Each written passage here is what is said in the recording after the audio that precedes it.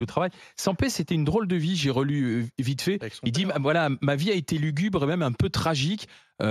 Enfant naturel, un père adoptif qui était représentant de commerce, qui allait vendre dans les épiceries des villes natales des boîtes de pâté, de thon, de sardines, d'anchois, des bocaux de cornichons. Et quand il faisait un peu plus d'argent, parce qu'à l'époque les gens étaient payés en liquide, devine où il s'arrêtait en revenant de la Eh tournée. oui, Et ouais, il s'arrêtait au bistrot et lorsqu'il rentrait à la maison, eh ben les rousses. c'était les roustes ou c'était les scènes avec la maman. Il casse tout, les assiettes, les verres. Et il dit on faisait des crises de nerfs, on les voyait aussi faire des crises de nerfs. Donc le dessin, son coup de crayon a été pour lui aussi une échappatoire, Étienne. Bah, c'est surtout, c'est une génération en fait, c'est un peu comme le stand-up en fait.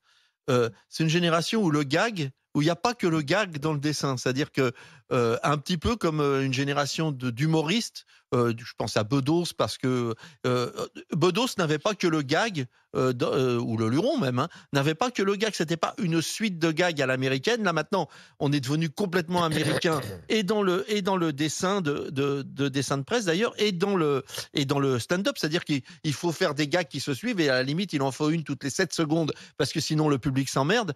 Et là, lui, il fait pas c'est pas des gags, il nous met dans une situation, dans un climat et il nous fait réfléchir à ce que nous sommes nous-mêmes. C'est pour ça que ces personnages sont toujours écrasés par l'environnement. Ces personnages font un demi centimètre et la case Mm. fait 20 centimètres et en fait, ils sont écrasés partout, par la forêt, par l'église, par la violence, et en fait, il nous dit qui nous sommes, nous, aujourd'hui, écrasés que nous sommes par le monde qui nous entoure. Et puis, C'est plus une œuvre philosophique d'un penseur qu'une œuvre proprement d'un humoriste. ouais, et